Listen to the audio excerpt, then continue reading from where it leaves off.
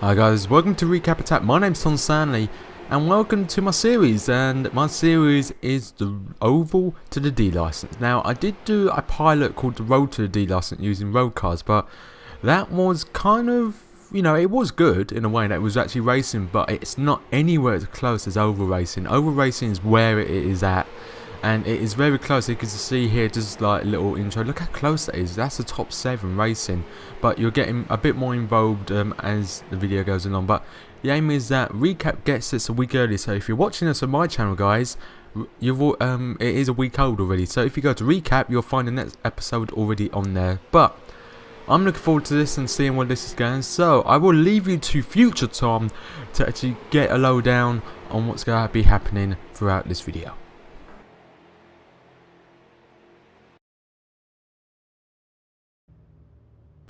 Thank you, Tom, and welcome guys to the opening round of my series that I'm doing for Recap. It is at Charlotte International Raceway. We are in the street stock. We are racing in this car, and I have got an updated paint job, but I ain't showing because I already recorded it before the paint job was actually active, and I actually sorted out all the programs. So at the moment you're not seeing my paint job, but in the next round you will definitely see my paint job. As you can see here, we are on our parade lap, and you can see the number 4 car is just stupidly wiggling. And now I don't get what these guys are doing, but I'm not sure if they're brake testing me or whatever. But look how far away they're already behind. That black car should be right up against that blue and black, and this 4 should be right behind the black, and it's just backing me up, so it's not really the best. But we are going to cut ahead now because that's one of my first problems, and you guys see plenty throughout the video. As the race comes in, a pace car comes into pit lane, and it is green flag racing for the very first time in the first round of the Oval to the D license. Everyone jumped early, but the 4 is just still back. It's nowhere near the back of the pack, and now I'm trying to figure out how I can get past him. On board now in the cockpit view, and look at see just the number 4 just blocking me. He's on the outside and he dives back down the inside, just protecting his line. I do not get why people are moaning a lot in races saying about changing on lines throughout mid corner. Like, if you're going high, keep high. If you're going low, stay low, because no one will be able to pass you. I know he's went wide in that, but anyway, we're moving on, and we are going to still try and get past. Look, he's still wiggling around through the corner, can't keep a line through. And we go to the blimp view now. You can see I've got an inside line, I've got a little snapple through, half on the grass there. I could have easily spin out there, but now coming through onto the second lap, going past the number 4 into the first corner. We have got the corner. He's gone wide. I think he's just struck the wall there. Not very good for his way, because you can get contact and the damage is very bad. If you do get it, you can buckle a wheel or something like that. But now I am in to 8th position, I think, so we are still ahead, but pretty much now in this position I can't catch up because the cars in front, the top 7 are really in front, and they cannot they always go faster, because once they're behind the car and behind the draft, they can get a lot more speed than me.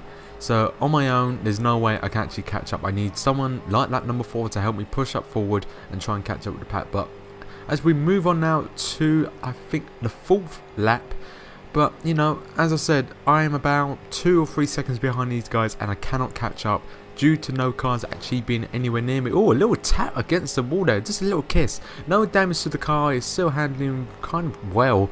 But it's just I can't keep up with the others, so I'm just hoping that the other drivers will have a bit of contact and a bit of accident and hopefully spin out and allow me to actually pass.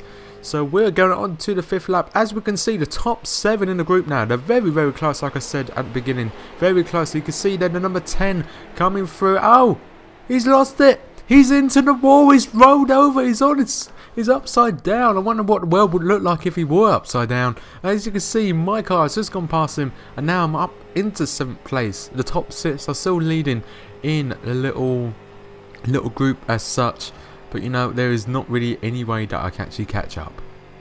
But what you gotta do, you just gotta hope for more incidents like you just saw then. We have now jumped to lap number 8 in cockpit view of myself, Tom Stanley, and we're coming around the final turn and going to complete another lap. So we're going to complete, oh, a little bit of touch there with the 8 and the 9. The 9's off in the infield. Now he's kind of across the track. Lucky he not hit anyone, but he's actually spun it. He's going to hit the inside wall. He has hit the inside wall. Oh no, he's going back up the track, and whoa!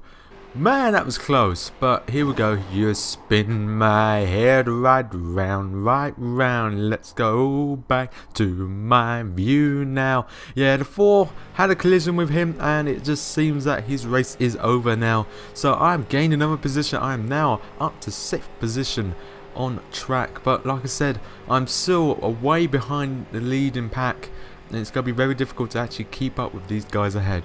But you know, it's very interesting with iRacing because you could easily lose the car. If you go on that infield like you see in NASCAR, if you go down below that white line there, you can just lose the back end and you can just do what you did there. And you know, you got people in the chat saying way to bump draft, trying to learn.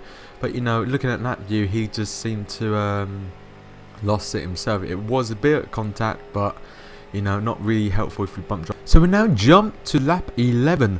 Now completing lap 11, even going on to lap 12, as we're still in 6th place. We're still trying to catch up with the pack, but like I said before, once the pack are in a groove and they're right behind each other, they all just stream off very easily, and you know, just leaving me behind in the dust. As we are going to see another incident here. Here we go. The number 2 trying to pass the 10, which is a lap down. The 2 goes wide. The 1 comes up wide. Oh, a little bit of tap there from the number 1. Number 2 loses it, but luckily keeps control of it. Doesn't crash into any barrier. Just a little tap. But cars are passing him left and right. There goes the number 12. I think that was number 9. I think going past him there.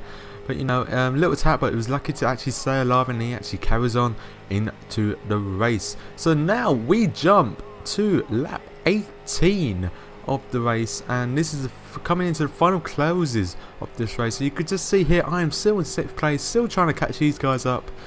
But like I said numerous times throughout this commentary, there is no way that I'm going to catch up unless the leader spins and collects everyone else in the process. So you know, we're coming around into the last corner, going to be on lap 19 of 20 laps of race. And we are coming around now. Look, you just see a nice casual line, not making any mistakes. So here we go, 2 laps to go. We're on lap 19. Here are the leaders, a little tap there behind with the number 9 car. I think the 1 and 2 still having a little battle after that little tussle a couple laps back. And here we go. Here comes the 7. Here comes the 8. Will they be able to pass this number 2 car within the closing stages of 2 laps remaining? We're going to go 3 wide now along the back stretch. Here we go. The 7 comes out of it. The 8's on the inside. Oh, and a little touch. The 1's gone. The 1's gone into the outside. Oh, he hits the 3 as well.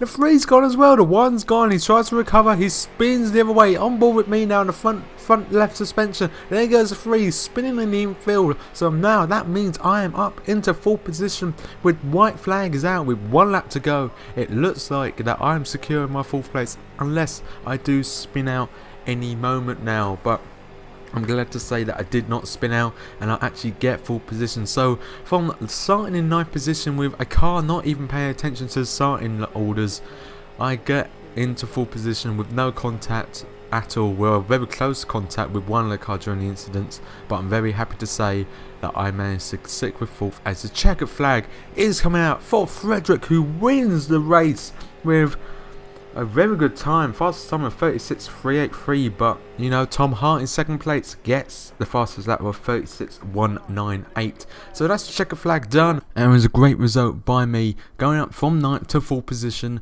in 20 laps is a good achievement for Oval Racing because it's so very competitive in there. But the top 3 are Frederick Taron from France, you got Tom Hart from England, and you got John Duffy from Florida, who are the top 3. Tom Hart even gets the fastest lap by 36.198. But that is the end of the video, guys. I hope you did enjoy it. If you have any suggestions or any improvements that you want to have over the series, please let me know. So this has been Tom Stanley, full recap attack for round 1 of my Oval to the D license. I'll see you all later, guys, and take care now.